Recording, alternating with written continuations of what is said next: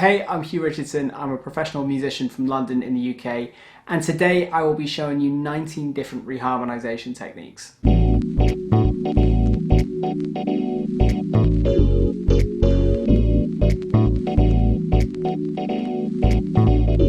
So I'm guessing a lot of you watching this would have seen videos like Dirty Loops versions of famous pop songs, Adam Neely's reharmonizations, or Postmodern Jukebox doing jazz versions of pop songs. So a lot of arrangements like this use reharmonization, which is changing the usual set of chords underneath the melody as a way of creating musical interest. But the thing is, how exactly do these guys do it? How do they choose the chords that they use? And how do they make their reharmonization sound so good and so natural? As it turns out, reharmonization isn't just a matter of guessing which chords you should use and hoping that they work. Getting a reharmonization to sound like Dirty Loops, for example, involves a lot of technique, but it also involves understanding a particular way of musical thinking. So here's how we're going to learn how to reharmonize. We're first of all going to take a melody that we all know.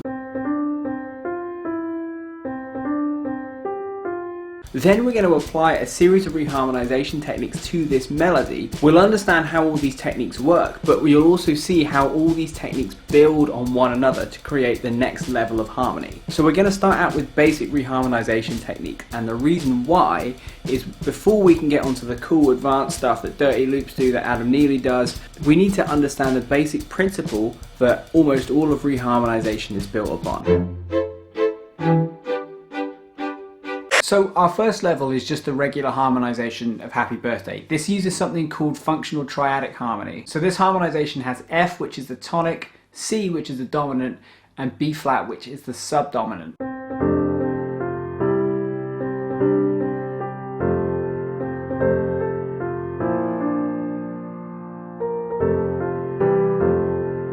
So here, our tonic chord is like our resolution chord. It's where the music could feel like it could stop and finish.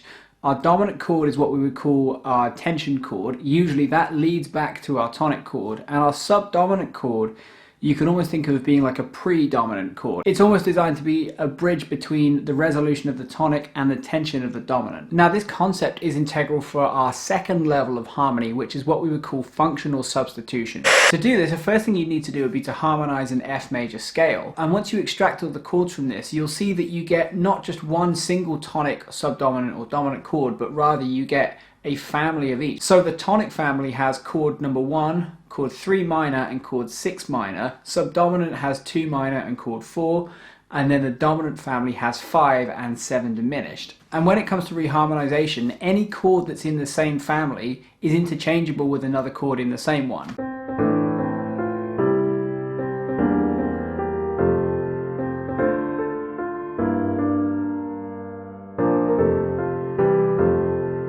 For level 3, we're going to introduce chord inversions by taking our regular triad and just putting any other note apart from the root note in the bass. This doesn't change the functional status, so we can use it in exactly the same way. For level 4, we can start adding sevenths and extended harmony to all of our diatonic chords. Again, doesn't change the functional status and the way the chords work, it just makes the chords sound a little bit more colourful. And then for level 5, we can start using diatonic approach chords. So this is when we choose a target chord like this B flat major 9, then we want to use a diatonic chord that's either one step above or below within the scale to use as a way of approaching that B flat. So an F over A would be an example. Here's how it sounds when we add those 3 levels in.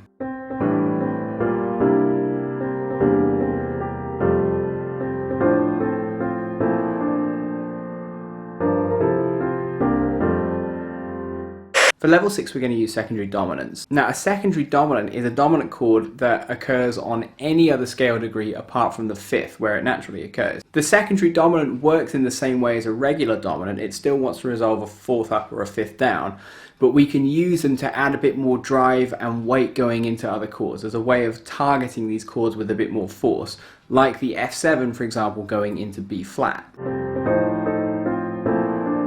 Then for level 7, we can use something called related 2-5s, which almost expands on the secondary dominant concept. For this technique, you want to build a 2-5-1 in relation to a specific target chord. I've done one on the C in this third bar, for example. So 2 in relation to C is D, and then 5 in relation to C is G. And this works because it's like a little miniature version of our basic reharmonization principle. The 2 in relation to C as a subdominant, the G in relation to C as a dominant, and then we go into C, which still functions in the context of the whole thing as a dominant for the overall key.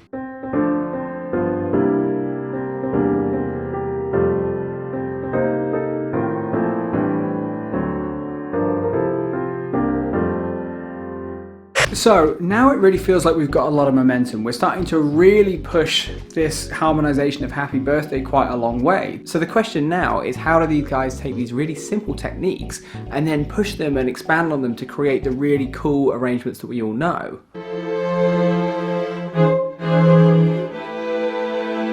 So our first more advanced technique is something called pedal tones. A pedal tone is just another word for a sustaining tone. So here you can see I've got a C in the bass that sustains through a load of different chords.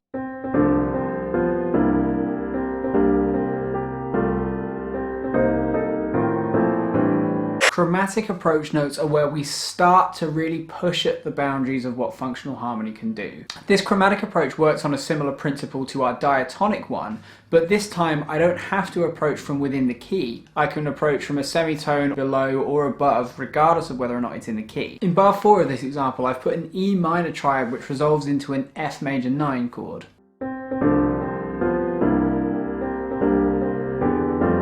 In bar 7 there's another example. I've got a C minor going to an F7 which should resolve into B flat like a related 2-5, but before it hits the B flat I've put a B minor, which is a semitone above and then just slides down to the B flat to resolve. So tritone substitution. This involves substituting one dominant chord for another. So if we have a dominant chord like a G7, what we would substitute in its place is a dominant chord that's built a tritone away. So why do we build it a tritone away? Why not a third or a fourth or a seventh or whatever? Well, if we look at the notes in a G7, for example, we see G is our root, B is our third, and F is our seventh. Now we know it's the tritone relationship between that B and the F that make it a dominant chord, that make it need to resolve. But when we build a dominant seventh from D flat, we would see that F is our third, and then C flat or B natural becomes our seventh. So we have the same notes that are creating the same tritone. So because of that, we can use these two different dominant chords interchangeably. The principle behind modal interchange is that if you were to start every single mode from F and harmonize them all in the same way that we originally harmonized the major scale, you would get 7 different harmonizations of a scale. And the idea behind modal interchange is that if you are in one scale, like Ionian, like we are in this example, you might dip into the chord bank, so to speak, that you would get from harmonizing another mode. So that's why in bar 4 of this example, I can take a chord sequence like B flat, C minor, E flat, which I borrowed from a harmonized F Mixolydian scale, and have them resolve nicely into F.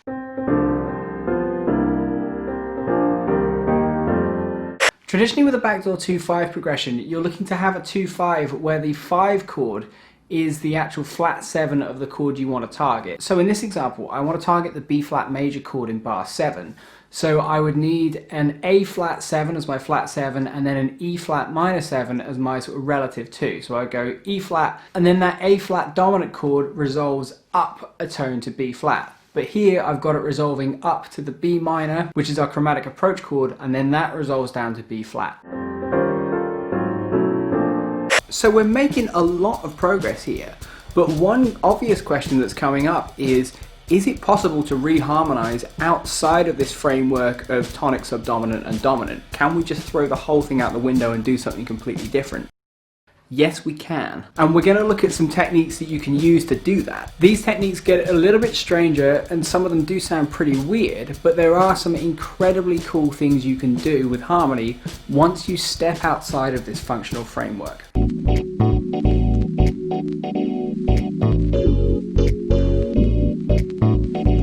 Quartal harmony, if you don't know about it, is harmony where the chords are built on stacked relationships of fourths rather than thirds. These chords work really well in place of minor 7th chords, particularly well as dominant chords. So in a sense, harmony like this does fulfill some sort of functional obligation because it can work well in place of functional chords, but the whole functional system is reliant on harmony that is built in stacks of thirds. So to that extent, Quartal Harmony starts to push at the boundary too. As the name suggests, constant structure involves having one intervallic structure, like a certain chord voicing, that you move around and keep the same no matter what chromatic intervals it gives you, and you use that as a way of harmonizing a melody. But when you do use this, you have to start thinking about the melody as being part of your actual structural unit.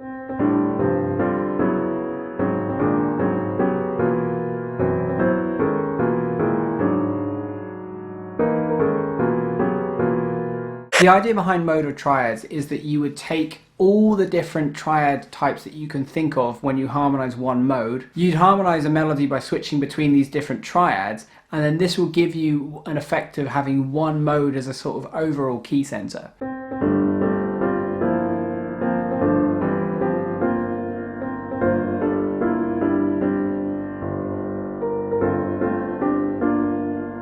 All these triads need to be diatonic to a certain mode. They can be your regular, major, minor, diminished, all of that sort of thing, but you can also include sus4, sus2. You can include what Rick Beato often calls a Lydian triad, which is like a 1, sharp 4 and a 5. So negative harmony is something that's come back into fashion quite a lot recently, since there was that Instagram post with Herbie Hancock and Jacob Collier talking about it. The idea was originally proposed by a theorist called Ernst Levy. Now he came up with this concept built on something called the undertone series. We have the overtone series, which is where we get our regular triads from. Levy's idea behind the undertone system and negative harmony was that instead of building these harmonics up from a fundamental, what would you get if you were to build them down? So you could think about negative harmony as basically being a mirror image reflection below the chord that you're playing. So if you wanted to play F major triad, intervallically F is your root and you're playing a major third up and then a minor third up from there, the negative harmony you would get from playing an F major triad would be to play a major third down from F and then a minor third down from that next note.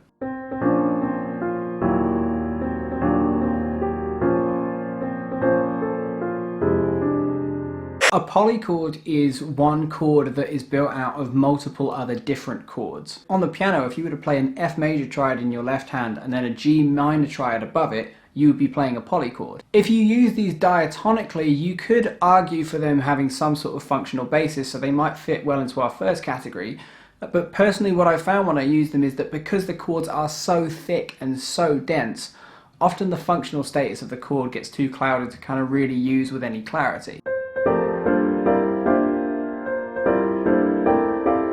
I should also point out that usually when you notate a polychord, you would just notate it using one chord symbol. The reason I've given each triad its own chord symbol here is because I think it better demonstrates the concept. But usually rather than writing F major and then G minor, you would just write that as an F major 13. The next level pushes this concept quite far into bitonal and polytonal polychords. So if something is bitonal or polytonal, it means we have more than one tonality happening at the same time. And if that's happening within a polychord, it means we've got different tonalities, different keys essentially, happening within the same chord. And then our last level is when you just go off grid completely, use your ear to guide you and really just do whatever you want. Right, that's it, that's the end of the video. Thanks so much for watching. If you found this useful and you want to say anything about it, leave your thumbs up and comments down below. Consider subscribing, and if you want to check out another theory video from me, then check out the links up here. Thanks again, take care.